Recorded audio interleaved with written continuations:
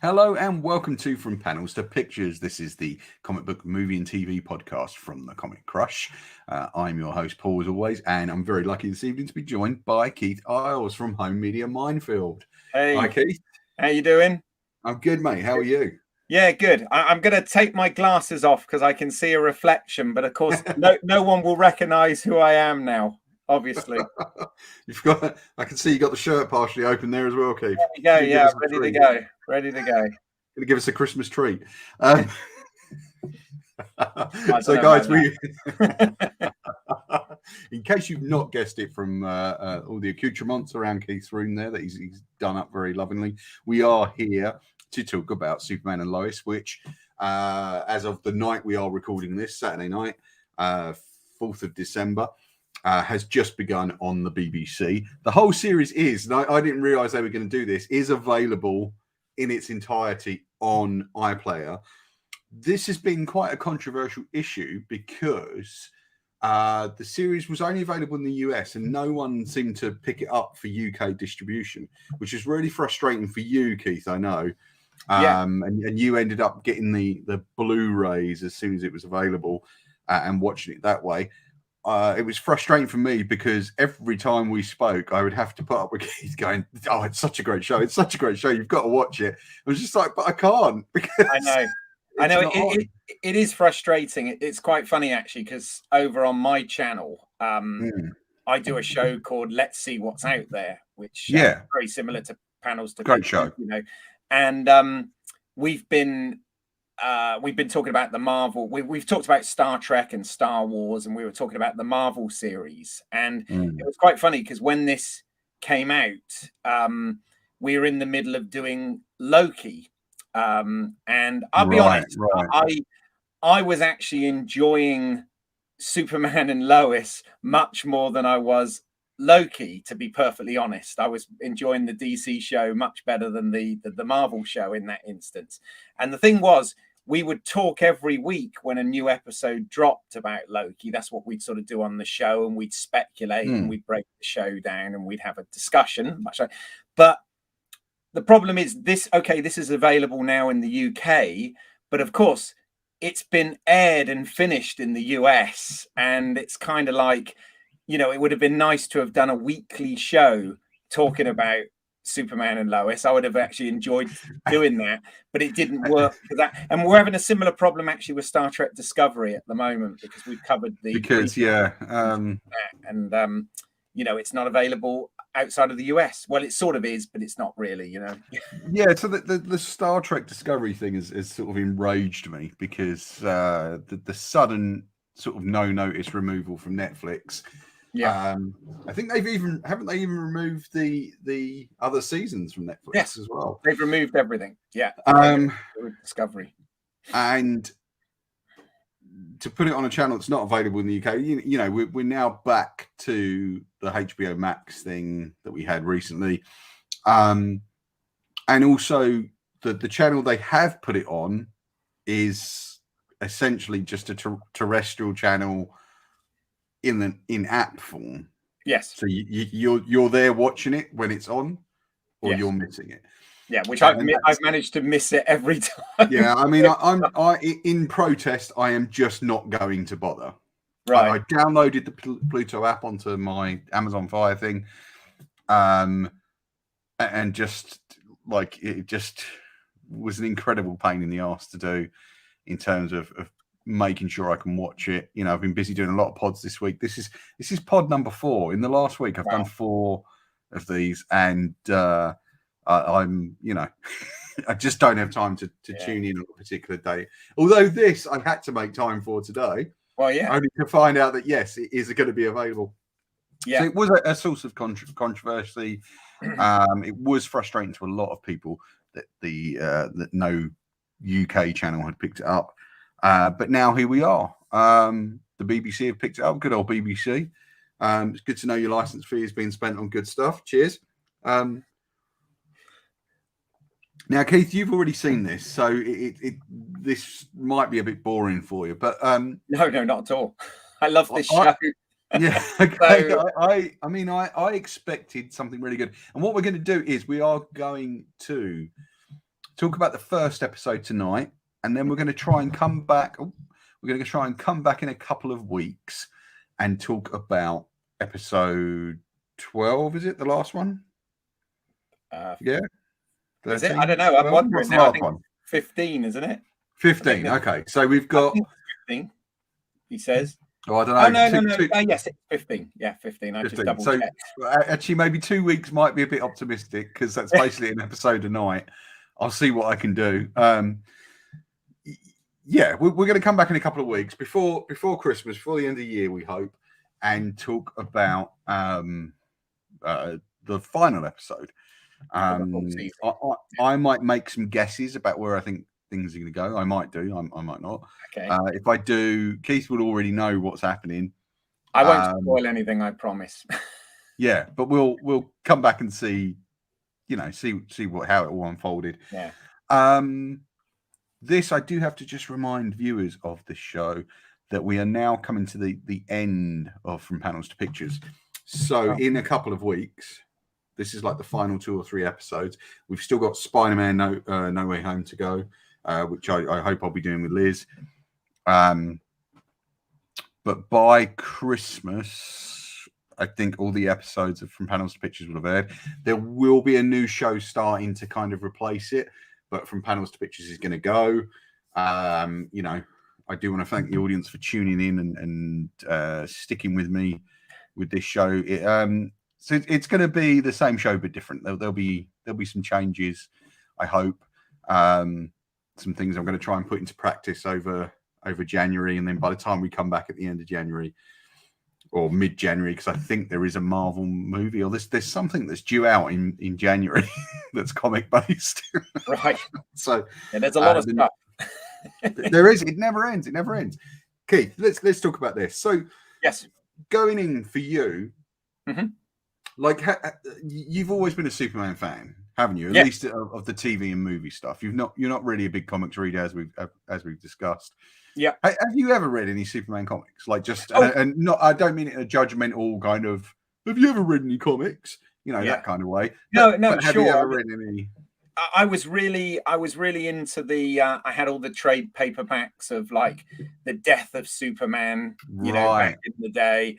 All of that stuff. I even had the audio drama because I'm a big audio drama fan. If anybody doesn't already know that, and they did Dirt Mags did an adaptation of that graphic novel as an audio adventure as well. So I was really into all of that stuff. But yes, it is true to say that it's been for me TV and film, whether it's animation or live action, I don't care. But I've always been a fan of Superman. We did talk on this show when the trailer was dropped. Remember, it was an exciting trailer. It was, and I have to say, I mean, for me, it didn't disappoint. That it lived up to the trailer and beyond. But that's a whole thing. But yes, I am a Superman fan. I have watched. I make no small issue with the fact that I'm a massive Smallville fan. I was a massive fan of that show. For the 10 seasons that ran. And I almost look at this as a spiritual successor to that series, almost like a sequel to because we're back in Smallville for this show for the most part. And it does feel like a sort of spiritual successor to that show. I will be making some recommends on Superman comics towards the end if we've got time. Cool. I've got sort of 4 or 5 things that I have enjoyed over the years and would like to share with the audience. Now we start with a kind of recap of the origin of Superman. Now, Keith, you've watched the Supergirl show, which I believe is the show that this version of Superman first appeared in. Yes, it's funny. Okay, and I'll be very frank, but also quite brief about this because I know we've had a whole show where we've talked about Arrowverse and CW shows and all of that sort of stuff. And I don't want to repeat stuff for people who have tuned back in. But Tyler Hoechlin was introduced as Superman in the Supergirl series. Okay. Did they do the origin in that? No, they didn't do the origin. He was already they did Supergirl's origin, but by that Right. point, Superman had already been on Earth for several years and was known to the world as Superman and all of this sort of thing, right? So, and we pick up in that show where Supergirl comes in. But basically what they did is they had some crossover episodes of the Arrowverse, and they did a crossover event called Elseworlds. And this was the first time that Elizabeth Tulloch, playing Lois Lane, was introduced into the show. And then she appeared in the Elseworlds crossover event. And I have to say, I'm going to be totally honest here, because I do nothing but wax lyrical about this show and these actors and whatever in this. But when I first saw that episode, it was those Supergirl shows and the other Arrow shows were very tonally different to this sort of thing, and I'm sure we'll get into that. But when they first introduced them, and they first introduced Lois, they actually introduced them on the same location of the Kent farm that they used for Smallville. And they even used the Smallville Somebody Save Me theme tune when they went there and everything. But I have to admit, in that episode, I did not warm to this version of Lois and Clark at all, if I'm honest. It was done a little, it was much more hokily written. And obviously things like, which I'm sure we'll get into again, but Superman's costume and everything in Supergirl was quite different to what it is in this show. And so when this show was first announced, before we saw the trailer and the show was first announced, I thought, another Arrowverse show with this version of Superman and Lois. Do we really need this? Am I excited about it? And it wasn't until I saw that trailer, which we dissected in quite some depth, so I won't go all into that again, that I suddenly became inspired by this and thought, oh, this is actually about something. This could be a very interesting show because it deals with something that the Superman mythos has not dealt with before. And we'll get into it, but that's basically where I came from. I mean, right away, I love the economy of this in terms of they do the whole origin of Superman in about 3 minutes. Yeah. That kind of took me back to a comic that I am going to recommend in a little bit called All-Star Superman. Okay. Which is by Grant Morrison. Yeah, I'm aware of that. Yeah, and Grant Morrison did the origin of Superman in 3 panels. Wow. And like he covered the entire, and it was superb. And it was literally dying planet, hopeful scientist, kindly couple.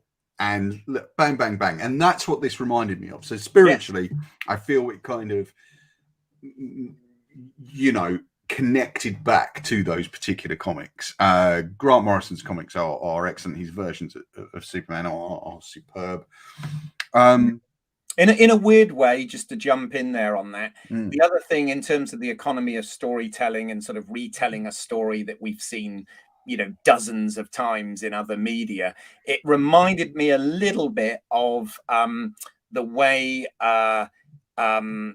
Justice League handled not Justice League, Batman v Superman Dawn of Justice right, dealt with the hold on, let me sorry I realized my nice Superman and Lois screensaver that I had on my thing has gone off. Sorry, I got to but it reminded me of the way of in Zack Snyder's Batman v Superman Dawn of Justice. The credits, the beginning, the opening, dealt with the whole Bruce Wayne backstory in a similar way, didn't it? With the they did it very quickly over the period of like less than 5 minutes, and we dealt with the parents getting shot in the alley and the pearls and him. There's always and all that stuff, There is always a massive backlash whenever they do that origin. Largely because of the sort of leitmotif of the pearls. I think you kind of almost do need to always see the origin in Batman, largely because that is the crucial moment in his genesis.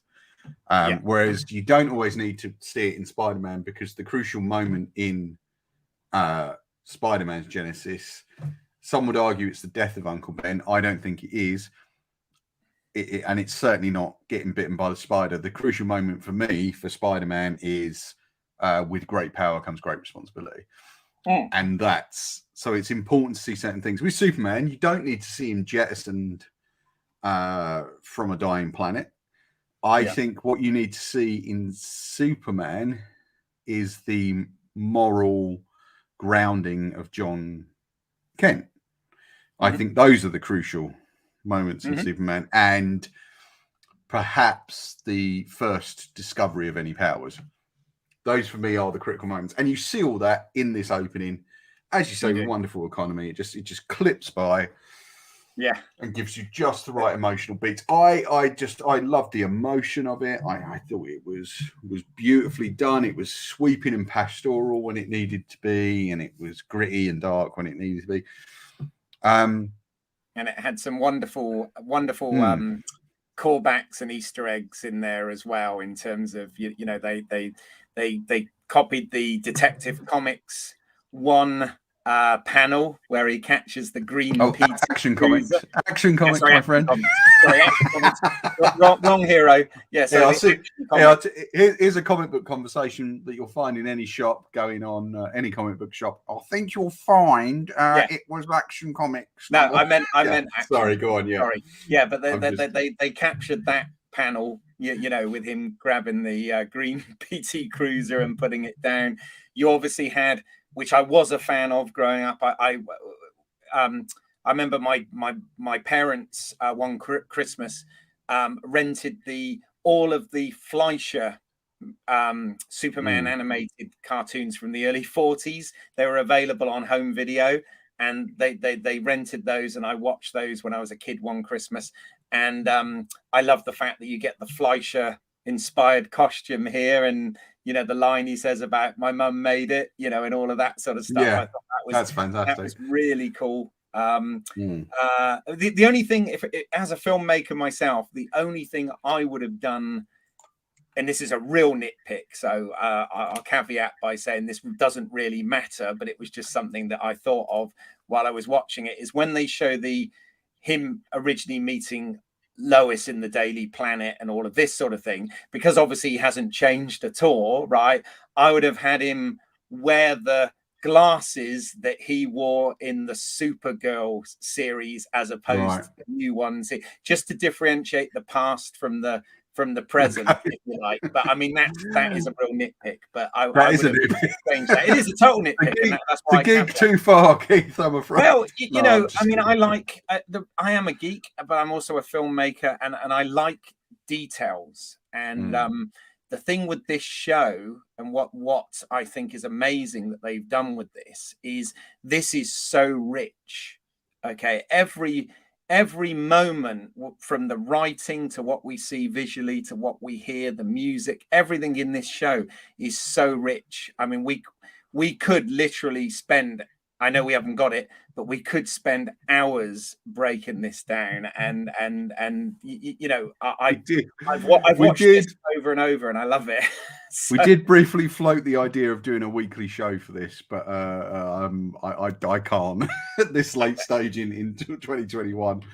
As I said, I think for 2022. I think the thing with weekly shows, when you do a weekly stream like you guys do, and I've done as well on the Marvel and the Star Wars shows and whatever, is if it's being dropped weekly, I think people kind of tune into that, because there's all the speculation and discussion and all this sort of thing.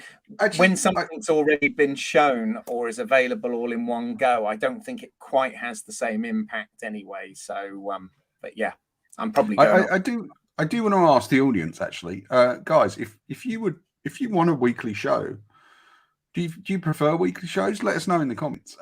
Or do you prefer a sort of one and done, or maybe a two-parter where we do the beginning and the end? Because we're going to do the beginning and the end of this one. Yes, is what we're aiming for. Well, on the end, we'll talk about the middle as well, I'm sure. You know what I mean? Yeah, we're talking about what led up to that. We'll still only have an hour, though, Keith.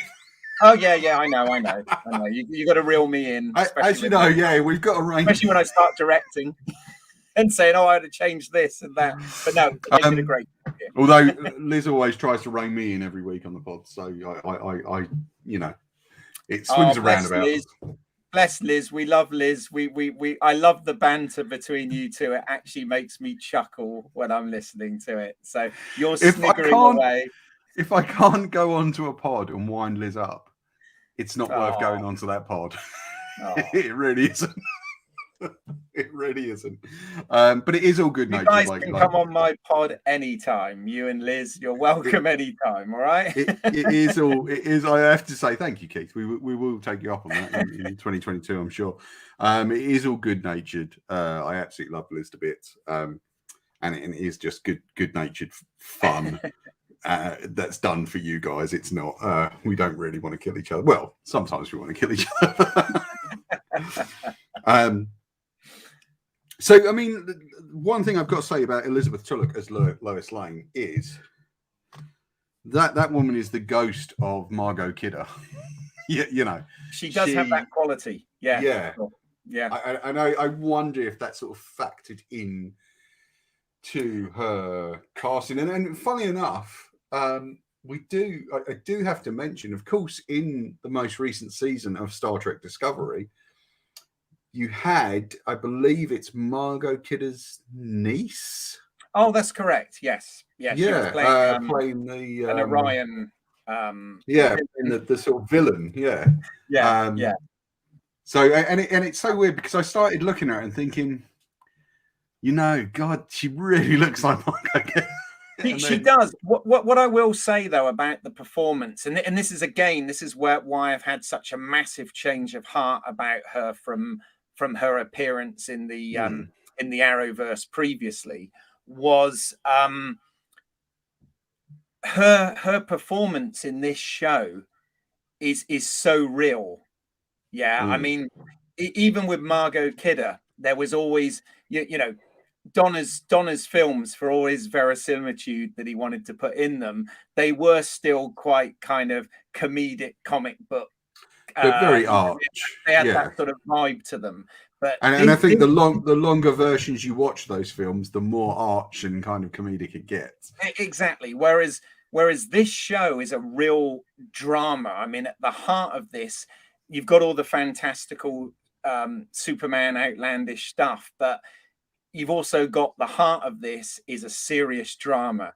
And this is the thing. I mean, maybe I'm being a little biased because, of course, I've seen the whole season. But, I find Elizabeth Tulloch's portrayal of Lois Lane here probably the most real version of Lois Lane we've ever had in terms of believing she's a real person. Yeah.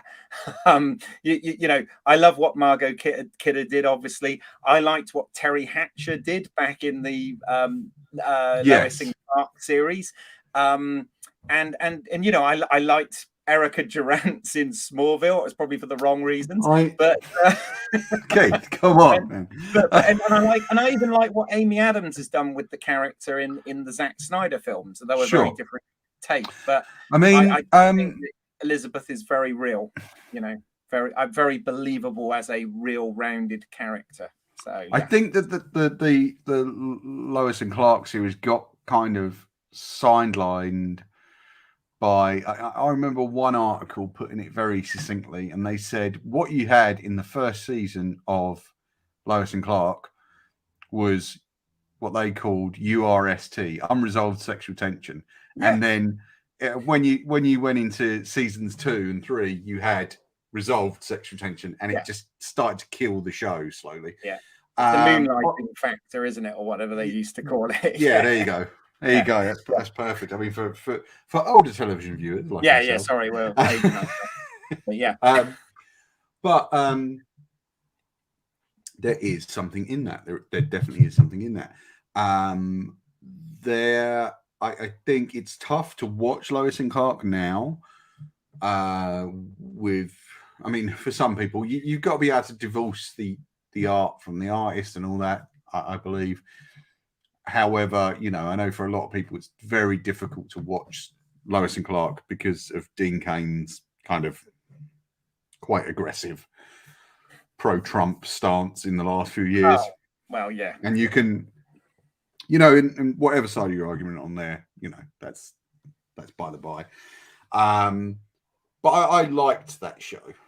Yeah, I did. Well, I liked the first season of it. Yeah, and I think it got a bit lost after that, but I love that first season for sure. It's interesting to watch this show where instead of dating or anything like that, or kind of constantly dancing around each other, they are in fact married, and they have children, and those children are sort of in their sort of mid-teens. Like I said when we talked about the trailer, I feel it's Smallville flipped on its head.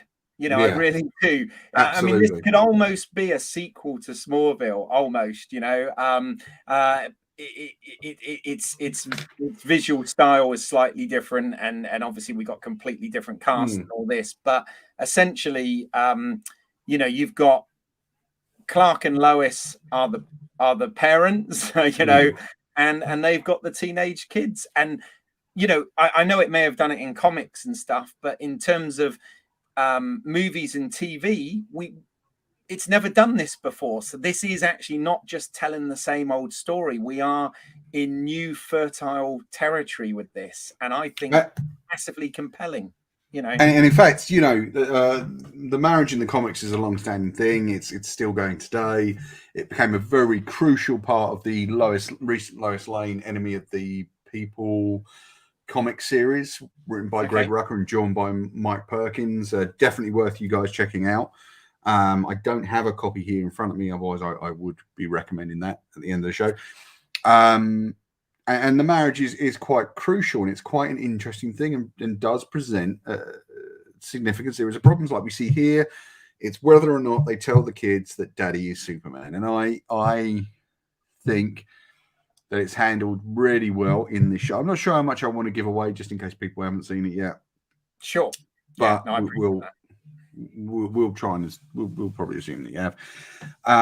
And I absolutely love the two teenage kids. I think their relationship is incredibly well drawn, and it's very interesting to give Jordan Kent some quite real emotional problems, like the social anxiety disorder, and yet to make the other kid very confident.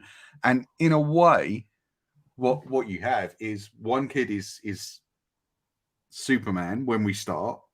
So you've got the young, kind of good-looking or sort of more outwardly attractive, confident kid is Superman, and the other kid is Clark Kent, and they're taken to extremes in a way.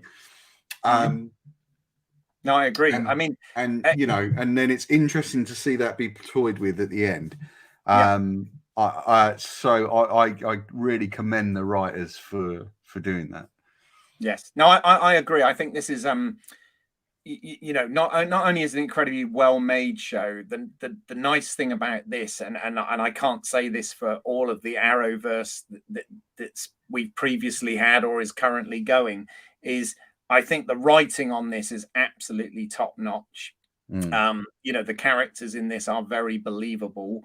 It is dealing with, you know, it's brought it up to date. We are dealing with, you know, the fact that he's dealing with anxiety and stuff. We are dealing with a real life issue there, but we're doing it in a way that works in the story, and it's not like some of their other shows which have dealt with some sort of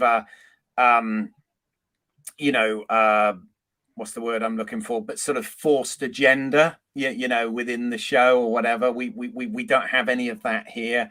And it's just got back to decent storytelling, along with incredibly high production values and solid performances by everyone. I mean, you're absolutely right. The young actors in this that play the kids are fantastic.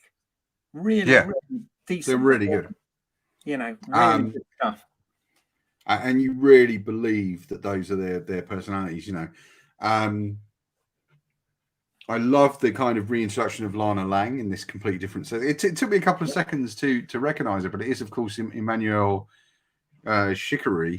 I can never say her last name, but she's appeared in a ton of television shows and films.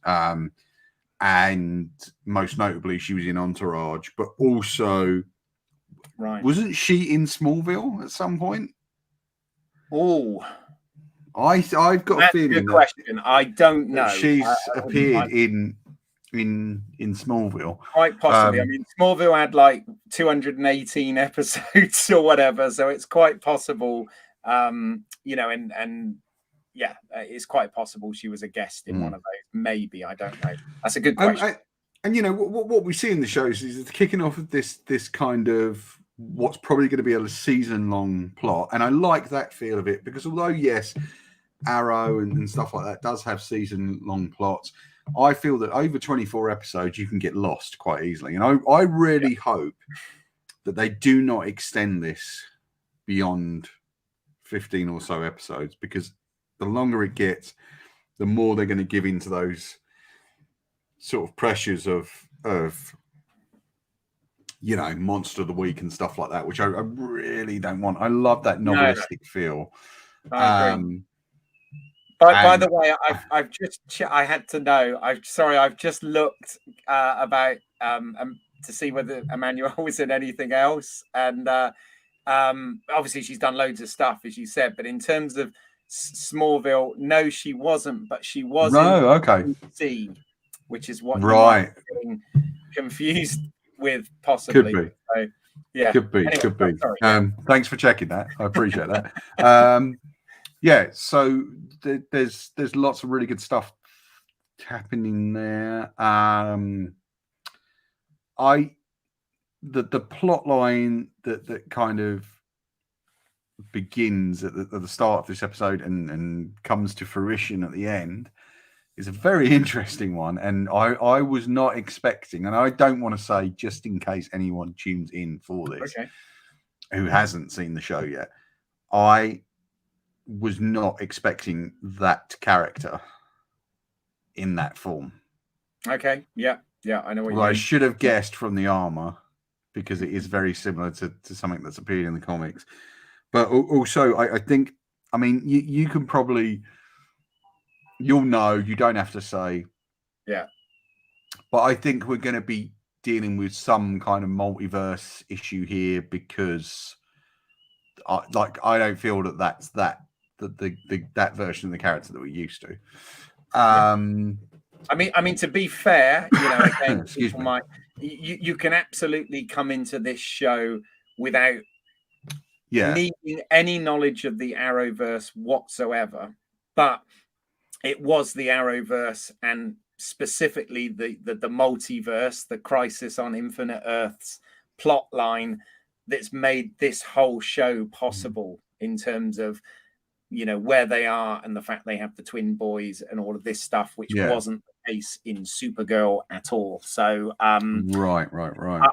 So this is almost kind of like a sort of a reboot, but with reboot you can get I mean, literally they've changed everything apart from the two lead actors, and there are characters in this that were played by different actors in the Arrowverse as well, such as Sam Lane, for example, who's played by Dylan Walsh in this, was played by Glenn Morshower in the in Supergirl. And, I'm interested to see Dylan Walsh, because I've only ever seen him play quite nerdy, nebbish characters. Right. So to see him play General Lane. Now, in the comics, General Lane is part of an organization called Argent, which recently has undergone a radical change in the Checkmate series and Event Leviathan, which are all worth checking out, by the way, by Brian Michael Bendis. And he's somewhat of a sort of, not adversary for Superman, but he, because of the world, the sort of espionage world he operates in, you know, they sometimes cross swords, and you kind of get a sense that might be the case here. Keith will know, and I won't, of course, because I'm not going to ruin it for anyone. But okay, no, that's fine. You don't have to. I'm not asking you to. There's lots of, put it this way, they're setting up a lot of interesting things here, and most of which I would say gets paid off in a non-obvious way, which is quite nice. Fantastic. One of the things, I mean, I have to say, I don't know how you felt about this episode in particular, but I was quite. I mean, the stuff involving Martha Kent towards the beginning, I was actually quite moved by all of that. Yeah. I mean, it's interesting. When I was a kid, I was a fan in the 90s of a TV show called Alien Nation, which was based on a movie. And Michelle Scarabelli, who plays Martha Kent in this, was one of the main characters in that show. So it's good to sort of. Was she playing one of the aliens in that? Yeah, she played the wife of the alien detective. Right. Main character. It's a weird thing with episodic American television because, you know, actors do the rounds. Mm-hmm. And, you know, I'm thinking of characters like, I can't remember his name now, Mark Bosworth. He was in Buffy and he's done like a load of, he's a really big guy, but you know, it's a very recognizable face. And of course, people like Emmanuel Chikarian and people like that who popped up in a ton of things over the years. And it's always interesting to see actors who perhaps you haven't seen for a while who've aged and then come back, like with me for Dylan Walsh. Like I spent the first, I was like, God, is that the guy that played Alexander Knox in the Batman movie? Who is it? Who is it? I was trying to recognize him. Which is not, but yeah. No, he's not. I think his most famous thing is Nip Tuck, which was on a good few years ago. Which was like one of those kind of, you know, sexy dramas, you know, I don't know how you want to put it. He's got quite a big filmography behind him. And Tyler Hoechlin is like a fantastic actor. He's Australian, isn't he? Is he Australian? I believe. No, I know. I know him as the. Look it up. Okay, I'm going to try and find out. No, he's Californian. Oh, right. Okay. Yeah. I just don't know. I knew him as the boy from Road to Perdition. You know what I mean? That's really? That's where he started off. So he's been in the business some years, but wow. But again, I have to say, you know, interestingly enough, Keith, was based on a comic book. Oh, there you go. Of course, yeah. It's all connected. No, but again, you know, I've got to be fair. Did I when he first appeared in Supergirl? Did I think he was a good Superman, Clark Kent? I thought he was okay, but I didn't really appreciate him in the way that I do in this. He's certainly got a very different look to previous Superman, because like a lot of the guys like Superman previously are very although they're big swarthy guys, they're quite pale, and you know, where he's quite tanned, and you know he looks more Californian. And he's got the 5 o'clock shadow Superman, which is a very, very different look. It's actually closer to the way Dean Cain looked. Yeah, it's kind of, he reminds me of kind of a mix of Dean Cain and a little bit of Brandon Routh, because I think his build is quite sort of Brandon Routh-like. But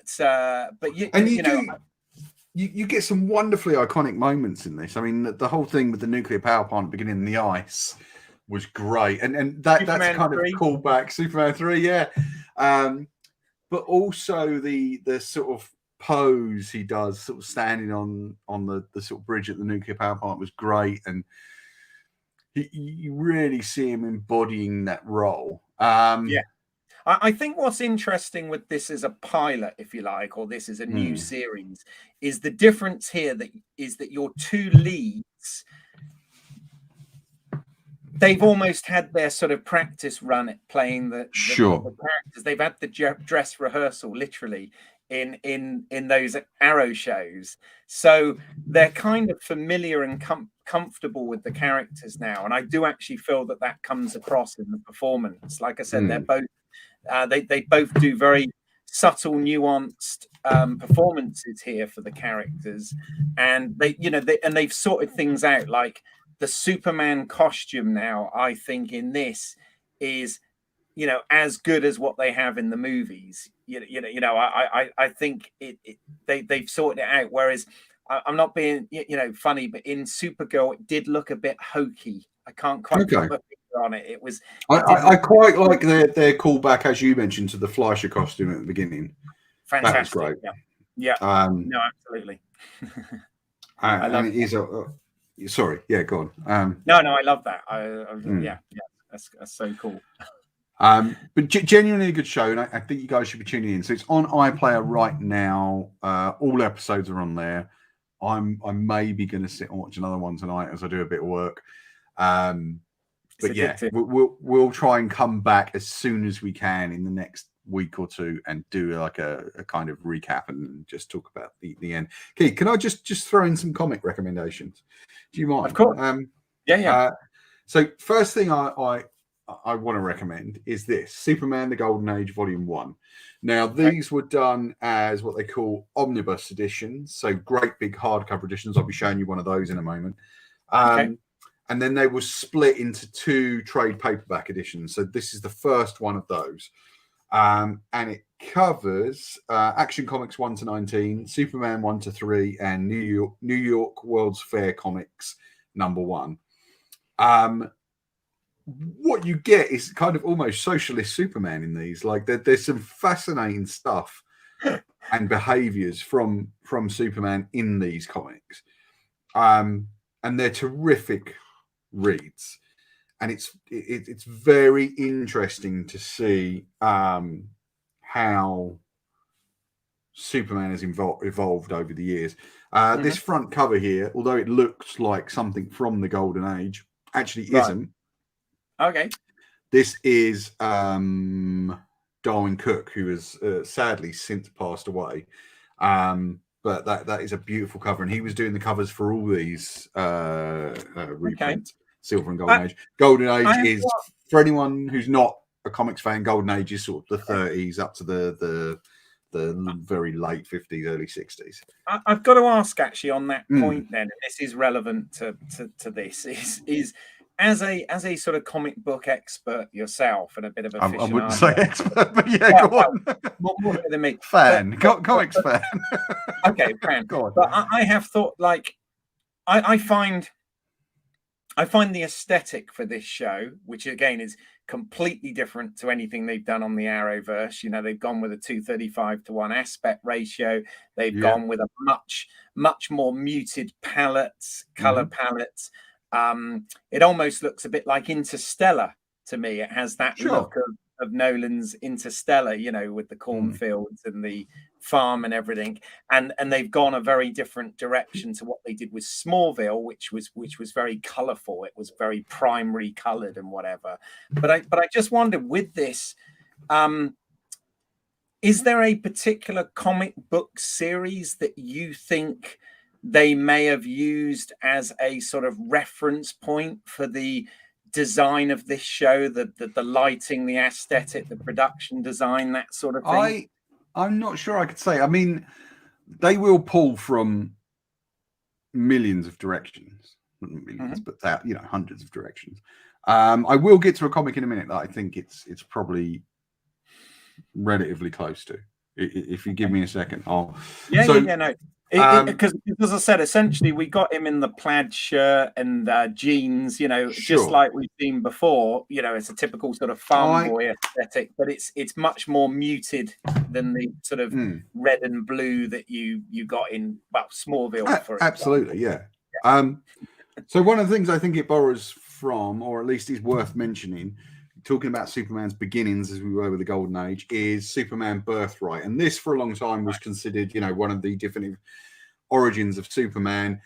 The trouble with Superman as a character is people keep going back to the origin. And I think a lot of the reason that they do that is they don't know what to do with Superman respectfully, or, because when you've got someone who effectively is godlike in their countenance, what do you do?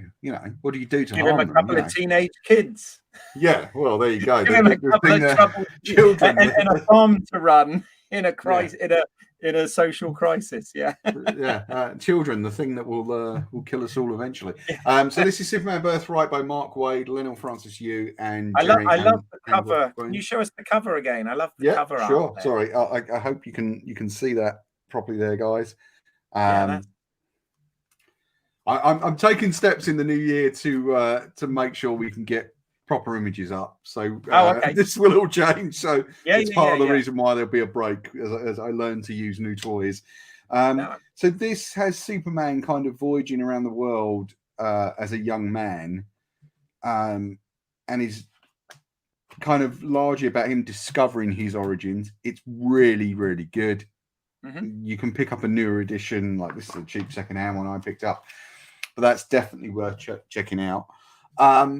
I do now want to talk about a sort of middle period for Superman. Right. Now, I got this in big form, and I'll explain why I eventually brought in this. So this is an omnibus. So this is where they'll put... Sorry? I said, isn't it just? Yeah. Now, this comic, Superman Exile, is a comic that I've brought in single issue form 3 or 4 times. And I've then since, I've read it, enjoyed it, resold it, brought it again years later when I get a hankering for it. Over Christmas, I might treat myself and sit and read this again. So this has, I'm going to sneeze in a minute, I think, sorry. Maybe not. This has Superman accidentally kills General Zod and his cohorts. Oh, wow. And undergoes a sort of psychological breakdown. So to kind of rediscover himself, he flings himself off into space and begins teleporting through different galaxies and things, and goes on this sort of voyage of self-discovery and discovery about Krypton, the planet Krypton. Okay. It's a great different with the character, isn't it? Yeah, it's a great series. It's very pulpy in a lot of ways. There's some great artists operating in there, great writers, and this is definitely worth getting if you can still get it, because the omnibuy go out of print quite quickly. I highly recommend that. It's expensive, but it is. I mean, like $125, but Paul, that one literally is a comic crush. Yeah, it's often threatened to crush me. So dealing with that, the beginnings and middles, I do just want to jump to the end. So first of all, probably the most seminal piece of work, or one of the most seminal piece of works. I can't really show you the cover of this because the edition I've got didn't come with a slipcase. So like I picked this up secondhand. So this is Superman, Whatever Happened to the Man of Tomorrow by Alan Moore. Alan Moore was tasked with ending the Superman run to make way for a new Superman run in the mid-80s. So around 1985. And he did it across 2 special issues where it picks up about 10 years after Superman has died. Okay. And disappeared. And you get to learn exactly what happened to Superman. It's a great story. One of the best Superman stories ever written, as far as I'm concerned. There's also a Superman Swamp Thing crossover story where Superman has been exposed to a special type of kryptonite and is dying, and runs off to the bayou to die, effectively, to get as far away from people as he can and die because his powers are acting up, and he's discovered by the Swamp Thing. It's a great story. Even better than that is a story called For the Man Who Has Everything, which is written by Alan Moore again and drawn by Dave Gibbons, who drew Watchmen. So it's those guys. I think this predates Watchmen slightly. Okay. If anyone knows different, please mention in the comics.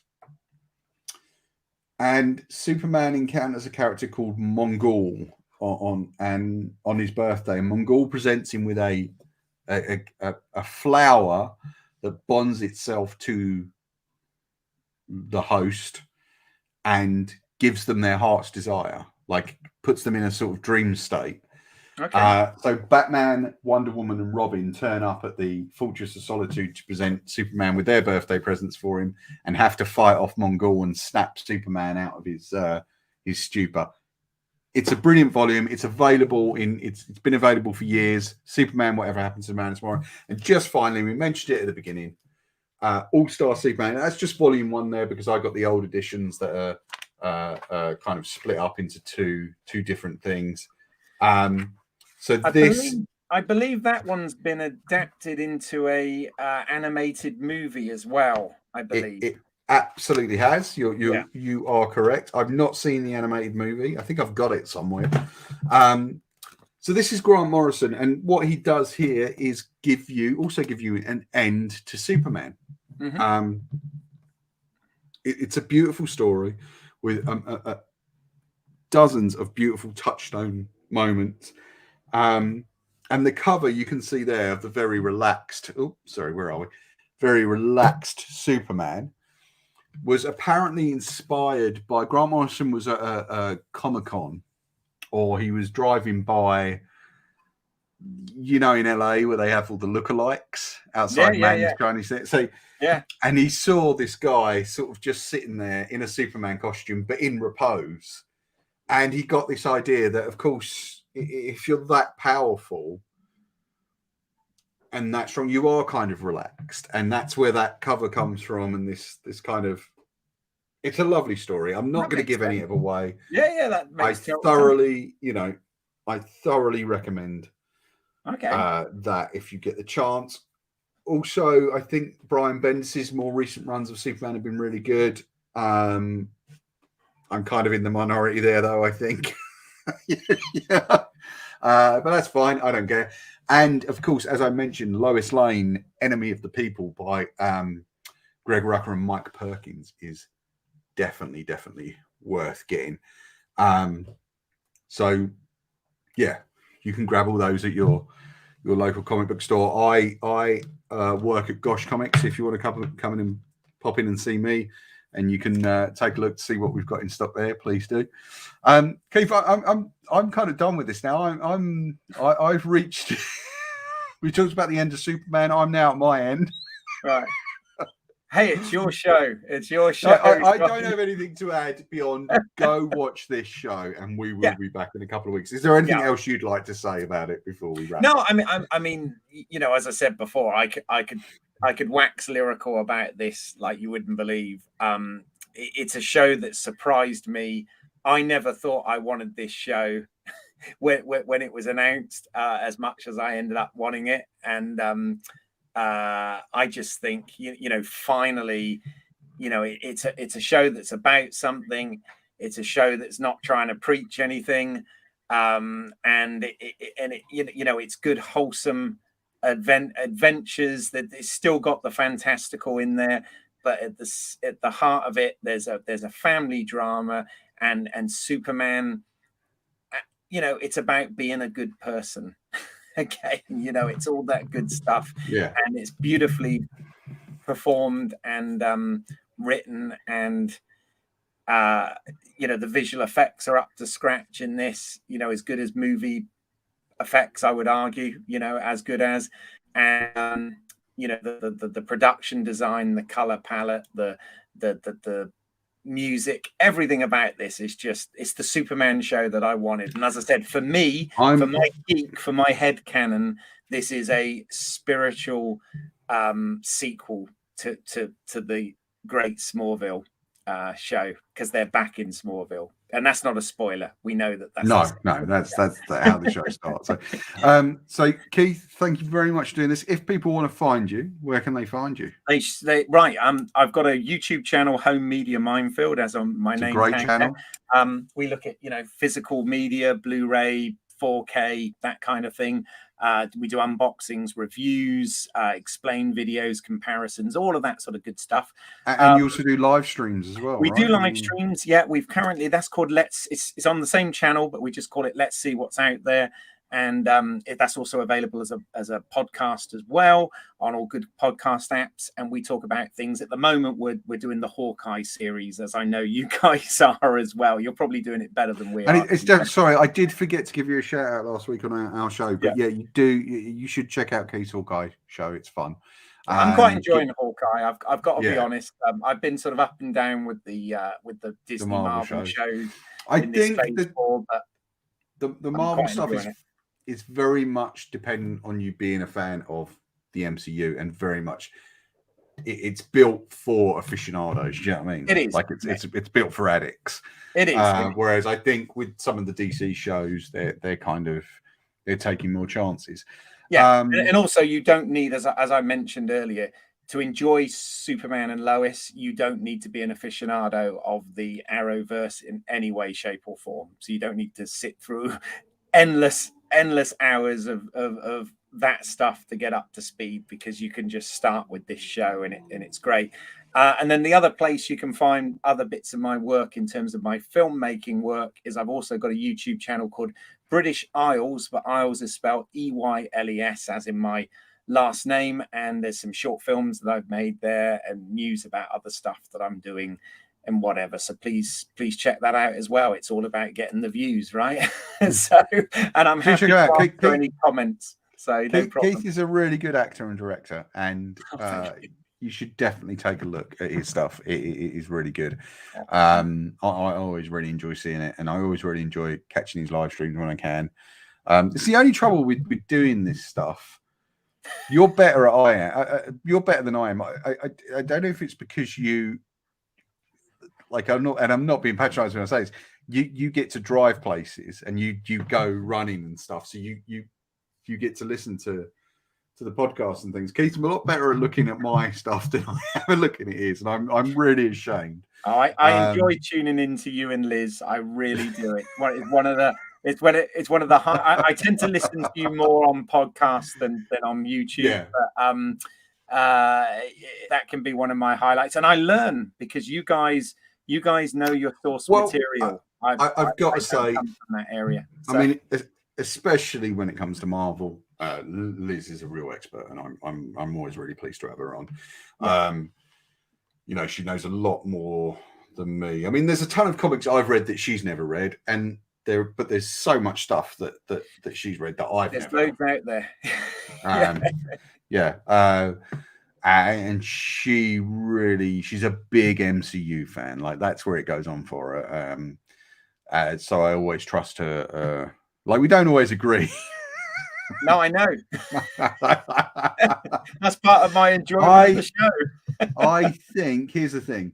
Liz comes at it from the angle of whether or not she enjoys it as a piece of the MCU and all that.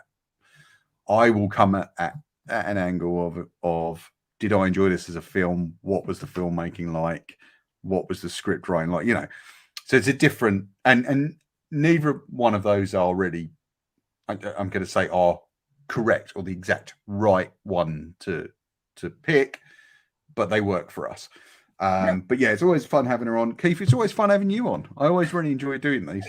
I love it. We are nearly at the hour mark, so we are going to have to kill it in a minute. We've got 2 minutes to go. No worries. But I'd love to have you on more. Well, you're going to come back in a couple of weeks, I hope, to do the wrap up for this. More than happy to talk more about this. So think of this as part one. I won't number it as part one in the description, just in case we don't get to come back. Because we are 3 weeks away from Christmas right now. And I've got another 6 shows to do before we wrap up. 7 shows, in fact, I've just realised. So you've got 7 shows in 3 weeks. Maybe I can do it. But Keith, I do just want to say thank you for doing this, and thanks for bringing your expertise and your interest and your passion, as always, to this. It's great having you on. You can catch Keith at Home Media Mine on Twitter, at Home Media Minefield on Instagram. Home Media Minefield has its own Facebook page, which you should join. And I think you do mostly social media there on Facebook, right? Yeah, I try and post everything on Instagram and Facebook, and I try my best on Twitter. I'm a bit rubbish on Twitter, I'm not going to lie. No, absolutely fine. Absolutely fine. And you'll always, if you follow at the Comic Crush, just there on Twitter and Instagram, you will see me reposting Keith's stuff as well. Thank you.